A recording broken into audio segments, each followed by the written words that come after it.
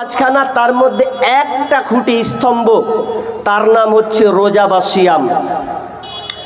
রোজাটা যেটা প্রচলিত শব্দ ফার্সি, বাংলার এর অর্থ হবে উপবাস থাকা, উপবাস। কিন্তু সম বা সিয়াম, সমটা হচ্ছে এক বচন বা এর বহু বচন হচ্ছে সিয়াম। এর অর্থ হচ্ছে বিরত থাকা, অবিচল থাকা, অটল থাকা। জি, ইসলামী শরিয়াতি ভাষায় রোজা সিয়াম কাকে বলা হয় সংজ্ঞাটা বুঝেন। প্রাপ্তবয়স্ক সচ্ছল মুসলিম নর নারী, সক্ষম মুসলিম নর নারীকে সুবে সাদিক থেকে নিয়ে সূর্যাস্ত পর্যন্ত খাওয়া, পান করা, স্ত্রী সম্ভোগ এবং অশ্লীল গর্হিত কাজ থেকে বিরত থাকার নামই হচ্ছে সিয়াম বা রোজা। সংজ্ঞাটা বুঝলেন কিনা? বুঝেছেন? সংজ্ঞাটা বুঝেছেন? বাংলাভাষী মানুষ, বাংলা তো বুঝেন আশা করছি।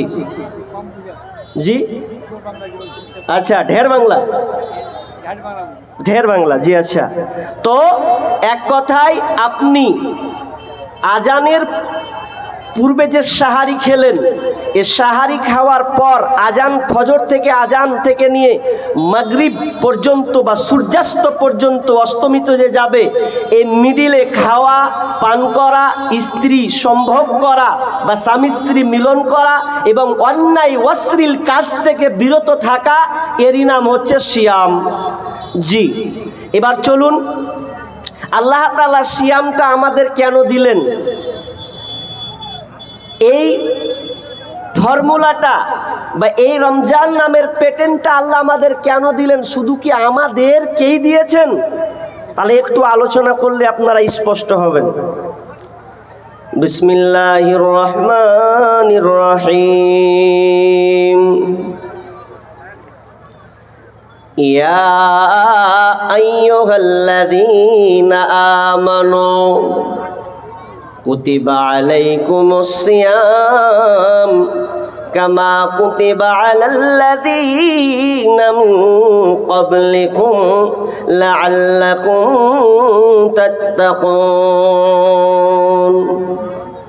রব্বুল আলামিন সূরা বাকারাত 183 নম্বর আয়াতে তিনি বর্ণনা করলেন, ইয়া আইয়ুহাল্লাযীনা আমানু, হে ঈমানদারেরা, হে ঈমানদারগণ, যারা তোমরা আল্লাহর প্রতি ঈমান নিয়ে এসেছো, ইয়া আইয়ুহাল্লাযীনা আমানু কুতিবা আলাইকুমুস সিয়াম, তোমাদের উপরে রমজান মাসের রোজাকে ফরজ করা হয়েছে।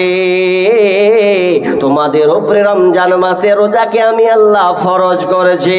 শুধু তোমাদের উপরে ফরজ করা নয়, কামা কুতিবা আলাল্লাযীনা মিন ক্বাবলিকুম, এবং তোমাদের পূর্ববর্তী যারা যারা আগে তোমাদের আগেকার যারা এসেছিল, চলে গেছে, ওদের উপরেও রমজান মাসে ওদের উপরে রোজা ফরজ ছিল। কামা কুতিবা আলাল্লাযীনা মিন ক্বাবলিকুম, তাদের উপরে রমজান মাসে রোজা ফরজ ছিল, তাদের উপরে রোজাকে ফরজ করা হয়েছে। তবে এই রোজা নামের পেটেন্টটা কেমন ছিল? আমরা যেমন 12 ঘন্টা 14 ঘন্টা অনাহারে থাকি, উপবাস থাকি, এটা কি এই রকম তাদের রোজা ছিল? অত স্পষ্ট নাই, তবে হাদিসের ভাষাতে, কোরআনের ভাষায় বোঝা যায় যে তারা পূর্ববর্তী যারা ছিল তাদের উপরেই রোজা ফরজ ছিল। শুধু আমাদের উপরে রোজা ফরজ ছিল না, পূর্ববর্তী তাদের উপরেও ছিল।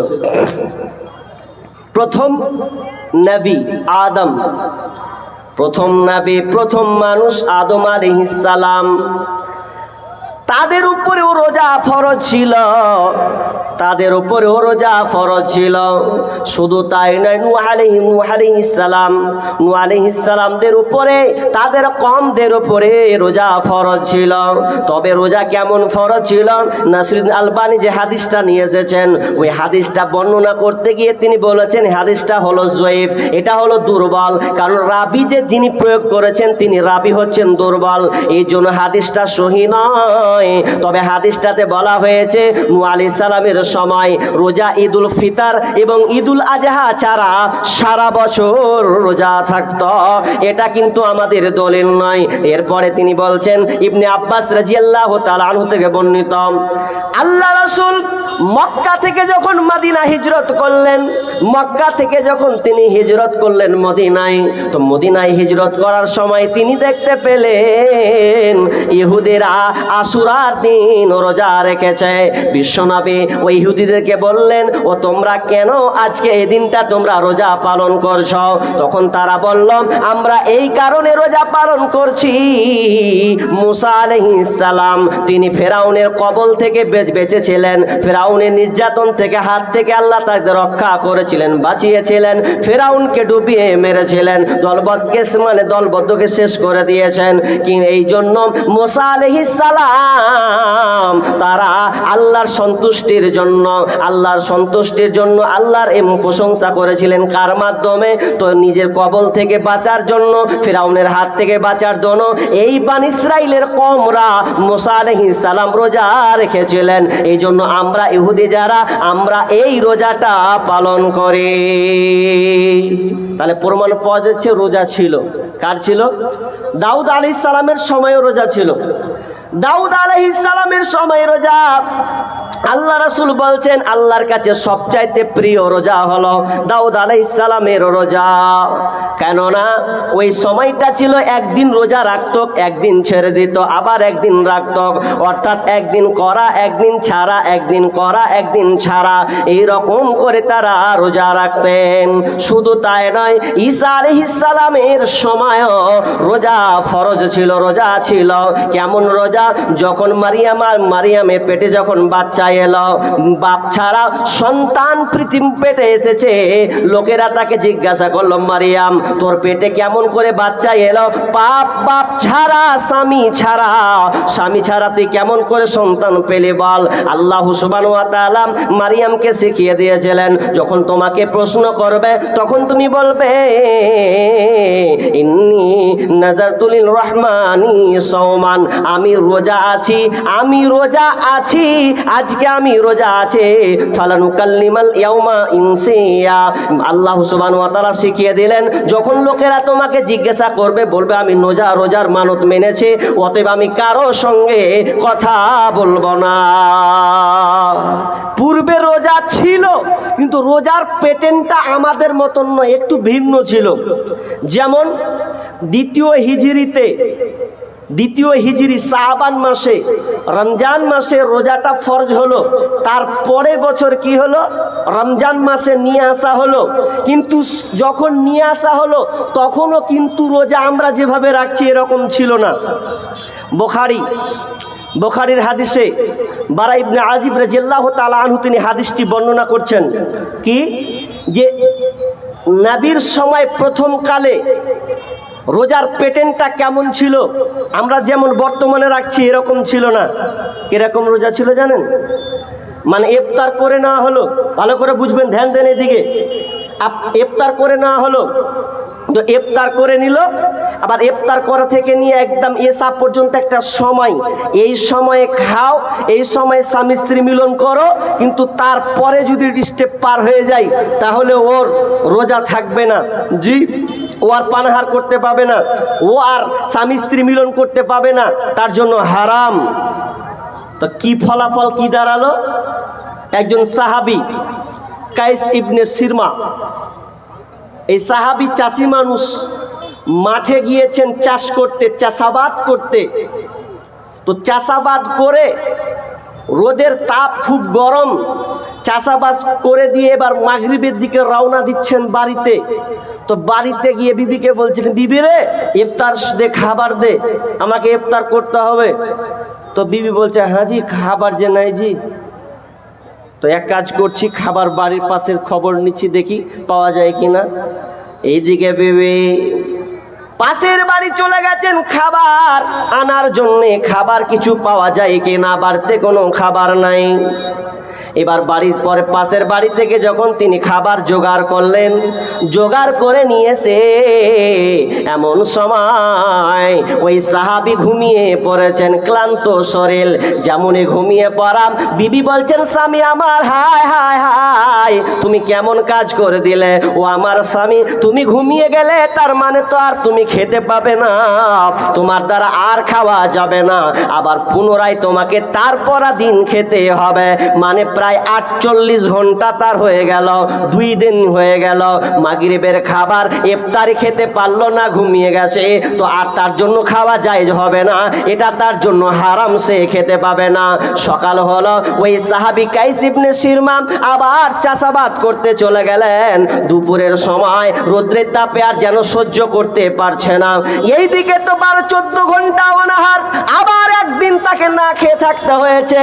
কেমন করে সহ্য করবে, আর সহ্য করা তো যায় না। দুপুরবেলা ওই সাহাবীটা অজ্ঞান হয়ে গেছে, চোখকে বড় বড় করে দিয়েছে। কিছু সাহাবীরা দৌড়ে গেলেন, দিয়ে ওই সাহাবীকে বাঁচানোর জন্য, মনে হয় মারা যাবে, টান টান অবস্থা। সবাই তারা কি করলো, কিছু তার মুখে পানি ঢেলে দিল, নচেত তো সম্ভব নয়। এই খবরটা গেল নবীর কাছে, নবীকে বলা হলো, নবী গো, আপনার সাহাবী এই রকম একটা কাজ হয়ে গেছে। এটা তো একটা খবর গেল, তো আর একটা খবর বিশ্ব নবীর কাছে চলে গেছে। খবরটা কি, উমর রাদিয়াল্লাহু তাআলা আনহু রাতের বেলা স্বামী স্ত্রী মিলন হয়ে গেছে। তো এটা তো বরবাদ হয়ে গেছে। তখন আল্লাহ সুবহানাহু ওয়া তাআলা সূরা বাকারার 187 নম্বর আয়াতকে নাজিল করে দিলেন, দিয়ে বললেন, তোমরা রাতের জন্য, তোমাদের জন্য এটা হালাল করে দেওয়া হলো, তোমরা খাবে, পান করবে, তোমরা ঘুমাবে, তোমরা স্বামী স্ত্রী মিলন করবে, এতে তোমাদের কোনো অসুবিধা নাই, চালিয়ে যাও। রাত আছে, ইফতার করেছো, একদম ফজর পূর্বে পর্যন্ত তুমি হলারে ভরে চলে যাও, খেয়েই চলে যাও, কোনো অসুবিধা নেই। কিন্তু ওই সময় এই সুযোগটা ছিল না। এখন তুমি চালিয়ে যাও, খেয়ে যাও, যত তোমার পাইপ নলে ঢুকে খাও, সমস্যা নাই। কিন্তু ওই সময় সমস্যা ছিল। কত আসান করে দেওয়া হলো, কত সহজ করে দেওয়া হলো।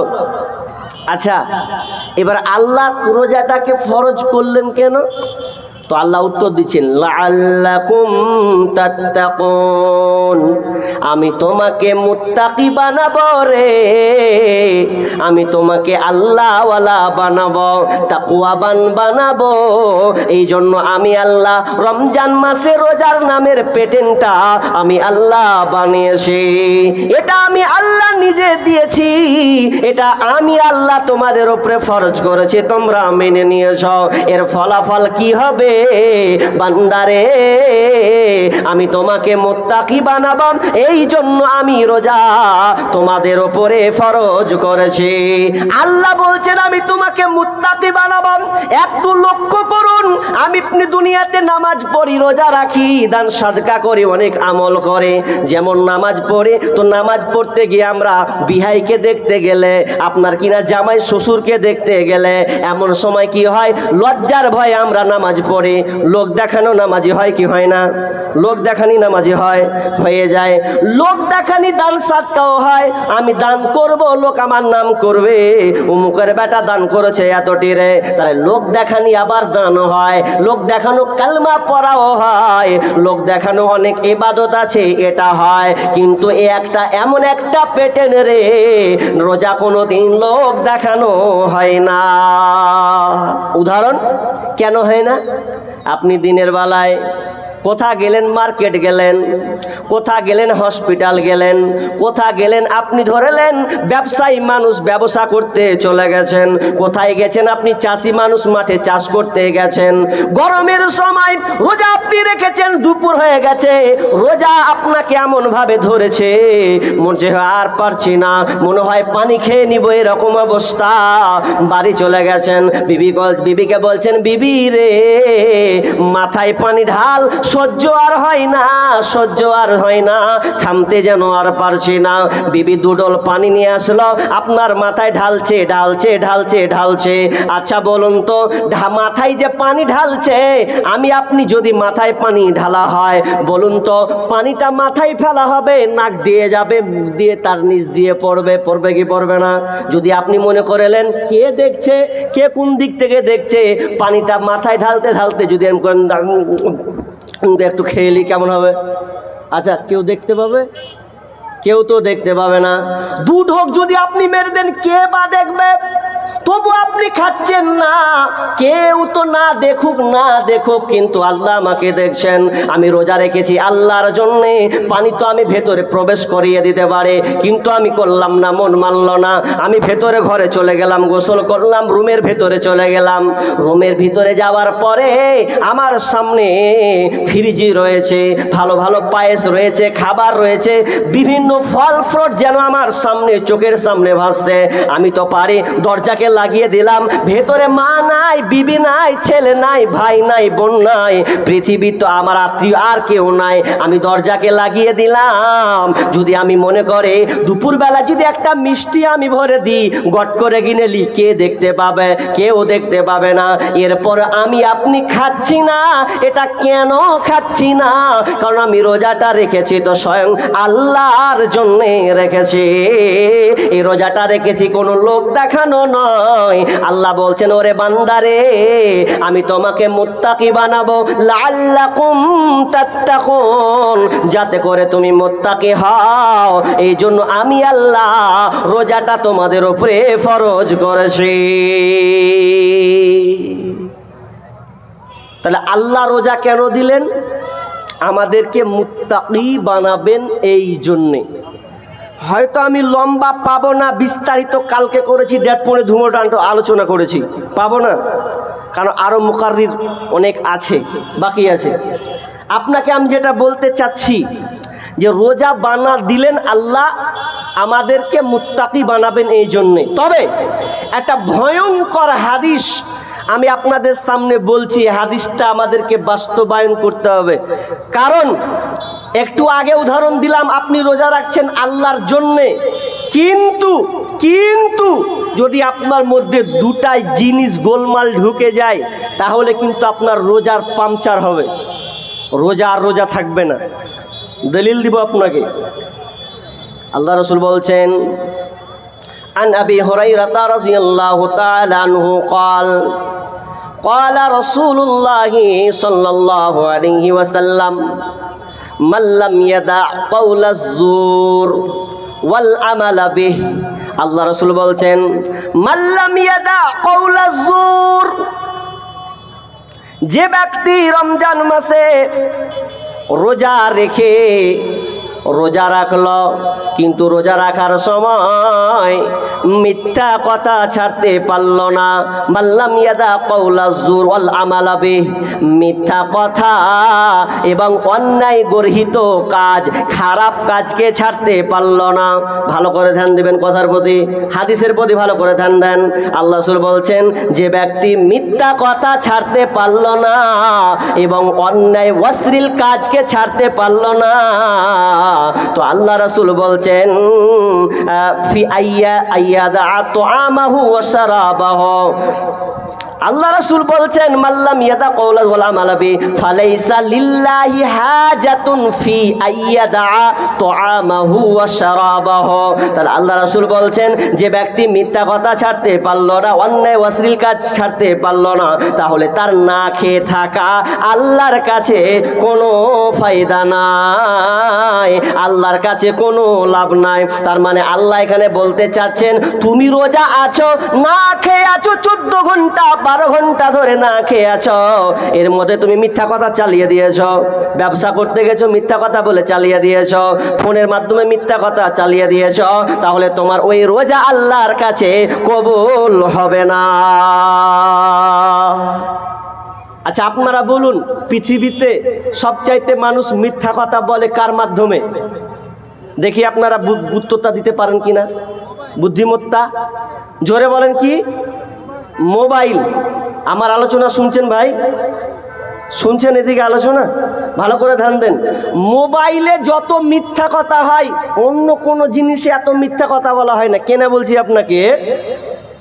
আপনাকে কেউ ফোন করলো, হ্যালো, হ্যাঁ জয়দুর কুণ্ডে আছিস, ধরুন ওকে একটা ইটাহার আপনি ওই কাঠিহার পাঠাবেন, কাজ আছে খুব গুরুত্বপূর্ণ, আর ও খুব পারে এটা, তখন ও বলছে মাল গোলমাল আছে, তাহলে তো আমাকে মিথ্যা কথা কইতে হবে। তো ফোনে কইছে আর কইস না বাবু, অমুক জায়গায় চলে এসছি, তা পূর্ণিয়াতে চলে এসছি, কিন্তু মাল গোলমাল। ও মোবাইলে মিথ্যা কথা বলে দিলে তুই ভাবলে জায়গা মনে হয় পূর্ণিয়াতে আছে, জি, কিন্তু কোথা আছে? কাঠিহারে আছে।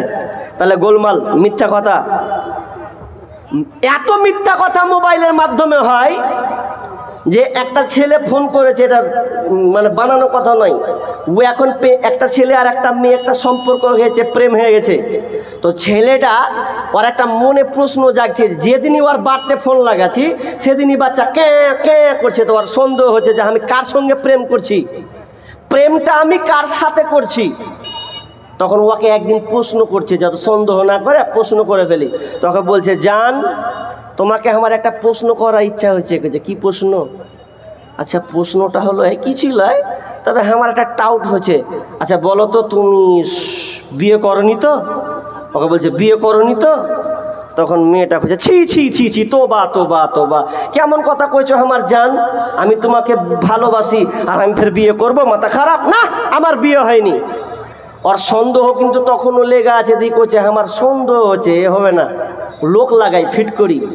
এবার যদি ও লোক লাগিয়ে ফিটিং করছে তো জানছে, খবর পেয়েছে, ওরে আল্লাহ রে আল্লাহ, মিথ্যাবাদী মহিলা যে বলছে বিয়ে করিনি, তো যদি জেনে দেখতে পেয়েছে তো ওই মেয়েটার 4টা ছেলে আছে, আর ওকে ফোনে বলেছে আমি বিয়ে করিনি, আমি সাবালিকা মেয়ে। মোবাইলে কত ধোকা জিনিস, জি, খুবই ধোকা। এত ধোকা যে বলার কথা নাই। আমার সোশ্যাল মিডিয়াতে একটা সঙ্গীত লেখা আছে, আপনারা দেখেছেন? জামানা মোবাইলে খাইছে, জামানা ফেসবুকে খাইছে, অল্প বয়সের ছেলে মেয়ে প্রেমে জড়াইছে, জামানা মোবাইলে খাইছে, জামানা ফেসবুকে খাইছে।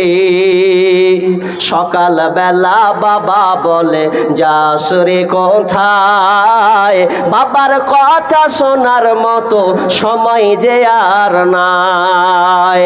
তাই রাস্তার পাশে বসে বসে ছেলেরা, রাস্তার পাশে বসে বসে ফ্রি ফায়ার খেলছে, জামানা মোবাইলে খাইছে, জামানা ফেসবুকে খাইছে। অল্প বয়সের ছেলে মেয়ে প্রেমে জড়াইছে, জামানা মোবাইলে খাইছে, জামানা ফেসবুকে খাইছে। বিবাহিতা মেয়ে যখন ফেসবুকে ঢোকে, ওরে হ্যান্ডসাম ছেলে দেখে সে তো প্রেমে পড়ে। বিবাহিতা মেয়ে যখন ফেসবুকে ঢোকে, হ্যান্ডসাম ছেলে দেখে সে তো প্রেমে পড়ে। স্বামী সন্তান সব ছাড়িয়া, ওরে স্বামী সন্তান সব ছাড়িয়া নতুন প্রেমিককে চাইছে, জামানা মোবাইলে খাইছে, জামানা ফেসবুকে খাইছে। অল্প বয়সের ছেলে মেয়ে প্রেমে জড়াইছে, জামানা মোবাইলে খাইছে, জামানা ফেসবুকে খাইছে। রাতের বেলায় একা একা ঘুম যে আসে না, ওরে মেসেঞ্জারে না পাইলে বন্ধু ভালো লাগে না। ওরে রাতের বেলায় একা একা ঘুম যে আসে না, হোয়াটসঅ্যাপে না পাইলে বন্ধু ভালো লাগে না। তাই তো এখন মা বাবারা, ওরে বর্তমানের মা বাবারা ভীষণ টেনশনে পড়েছে, জামানা মোবাইলে খাইছে, জামানা ফেসবুকে খাইছে। অল্প বয়সের ছেলে মেয়ে প্রেমে জড়াইছে, জামানা মোবাইলে খাইছে, জামানা ফেসবুকে খাইছে। মোবাইল ধ্বংস করেছে, মোবাইল ভালো যত না করেছে তার চাইতে দ্বিগুণ বেশি নষ্ট করেছে যুবক যুবতীদেরকে। মোবাইল প্রত্যেকটা ছেলের হাতে এখন অ্যান্ড্রয়েড মোবাইল আছে, মেয়ে মাধ্যমিক পাস, দেখেন মেয়ের হাতে মোবাইল আছে। আপনাদের এই কাঠিয়ারে কেমন নিয়ম কানুন আছে জানি না। আমাদের মুখ্যমন্ত্রী মমতা ব্যানার্জি তিনি একটা যে সিদ্ধান্ত দিয়েছেন ওটা পাস তো করেছেন গত 2 বছর থেকে। কি পাস হয়েছে? তো ছেলেরা মাধ্যমিক পাস করবে তো প্রত্যেকটা ছেলের হাতে অ্যান্ড্রয়েড মোবাইল দিতে হবে। 10,000 12,000 টাকা করে দেওয়া হয় প্রত্যেকটা ছেলে মেয়ের হাতে মোবাইল। মাধ্যমিক পাস করলে তার হাতে মোবাইল থাকে। আর এই বর্তমানে মোবাইল আসার কারণে 14 বছর 16 বছরের মেয়েরা বাপকে ফাঁকি দিয়ে মাকে ফাঁকি দিয়ে সংসারে চুলকাম লাগিয়ে দিয়ে ছেলের হাত ধরে পালিয়ে যাচ্ছে। কেন তো মোবাইল সবচাইতে বেশি নষ্ট করেছে, সমাজকে দূষণ করে ছেড়েছে। তবে আমি আপনাকে যেটা বলতে চাচ্ছি, আল্লাহ রাসূল বললেন যে ব্যক্তি মিথ্যা কথা ছাড়তে পারল না, যে ব্যক্তি গর্হিত অন্যায় অশ্লীল কাজকে ছাড়তে পারল না। আপনি রোজা আছেন, রোজা থাকা অবস্থায় ফেসবুক ঘুরছেন, ফেসবুক ঘাঁটতে বিভিন্ন আপনি নাট্যকার ছবি সিনেমা আপনি দেখে ফেললেন, তার মানে আপনি এটা অন্যায় কাজ করলেন। আল্লাহ রাসূল বলছেন যে ওই ব্যক্তি রোজা রেখে আল্লাহর কাছে কোনো ফায়দা নাই, আল্লাহর কাছে কোনো লাভ নাই, আল্লাহর কাছে ওই রোজা কোনো গ্রহণযোগ্য নয় যদি সে অশ্লীল কাজে লিপ্ত থাকে। আর বর্তমানে অশ্লীল কাজ যদি হয়, মানে অগর্হিত কাজ যদি হয় তো মোবাইলের কারণে হয়। জি, মোবাইল চালাবেন, রোজা রেখেছেন, মোবাইল আপনার পকেটে আছে। যুবক, ও ভাই, তোমার মোবাইলের পকেটে তোমার কি আছে? পকেটে তোমার মোবাইল আছে, আর মোবাইলের ভিতরে তুমি অনেকগুলো অ্যাপস ব্যবহার করো। ফেসবুক চালাও, ইউটিউব চালাও, টুইটার চালাও। জি, বিভিন্ন অ্যাপস তুমি ব্যবহার করছো। দিনে রোজা আছে আর 5 রকম তুমি দেখেই দিয়েছো। আর রাত তো বাদই দেন, মাগরিব যদি হয় খারাপ কাজ বলতে তো হয় না আল্লাহ আল্লাহ। আপনাদের এলাকায় কি আছে কেমন জানি না, আমাকে মুর্শিদাবাদের কথা বলছি, আবার রাগ করিয়েন না, যদি মিলে তো মিলে যাবে। আমার যত চাচার মুরব্বীগুলো আছে, বয়স্ক মানুষগুলা, এদের এত প্রীতি, খালি ইফতার করবে, আর ইফতার করা হয়ে গেলে নামাজ খান পড়বে, আর নামাজ পড়ে মারবে চায়ের দোকান। আর চায়ের দোকান নিয়ে সর্বপ্রথম বিসমিল্লাহ করবে কি দিয়ে জানেন? বিড়ি দিয়ে। খালি ধোঁয়াতে ভরে 2-4 বছর আগে মসজিদে থাকতাম, 5 বছর আগে, তো ইফতার করে যে চা খান খেতে যাব মার্কেটে, মানে দোকানে চা খাবো, আর ওই ধোঁয়াতে আর চা খাওয়া যাবে না, মানে সবটি ধরিয়ে দিলে একাকে, মানে পেয়ে গেছি সুযোগ। কিন্তু রোজা তোমাকে কি শিখিয়েছে? রোজা তোমাকে কি শিক্ষা দিল? জি, তোমার প্রতিভা তুমি নিজে দেখিয়ে দিলে, আর তুমি বলছো। অনেক চাচাকে বলি, চাচা বিড়িটা ছাড়েন, এটা ভালো জিনিস নয়, আপনার শরীরের পক্ষে খারাপ, আপনি খাচ্ছেন, আমাদের ক্ষতি হচ্ছে, বাচ্চাদের ক্ষতি হচ্ছে। তো কি বলছে জানেন? কাদের এটা? মহিলাদের মাশাআল্লাহ, আল্লাহুম্মা সাল্লি আলা বারিক আলা। দেখেন টাকা আপনার ঘেটি যে কখন পাবো, মেয়ে ছেলের এটি টাকা পেয়েছি। জি, টাকা হয়ে আছে, 8 বস্তা হয়ে 8 ব্যাগ হয়ে গেছে নাকি? অলরেডি 8 ব্যাগ হয়ে গেছে। মা বোন, 8 ব্যাগ লয়, ফুল ব্যাগ লাগবে। এই যে ঢালনু, আরেকবার নিব, এবার যেন ফুল হয়। জি, তাহলে ইনশাআল্লাহ আমি আপনাদেরকে কিছু শোনাবো। তো এটি ঢালেন, আবার যান, আবার 1 ব্যাগ নিয়ে আসেন, দেখেন মা বোনরা দিবে। জি হ্যাঁ, ইনশাআল্লাহ। জি, তো মা বোন ইনশাআল্লাহ আপনাদের শোনাবো। তবে 8 ব্যাগ আমার হাতে পেয়েছি। জি, হোসেন সালাফির হাতে দিয়েছেন অনেক, তো আমারও আশা, আমি মুর্শিদাবাদ থেকে এসেছি ডাইরেক্ট। জি, তো এই জন্য আমিও চাই যে আপনারা দিবেন 100। দান দিব, একটু ওয়েট না, কি করবো আমি নিজে তাল পাই না, আলোচনা করব না দানের দিকে যাব আল্লাহ জানে। জি।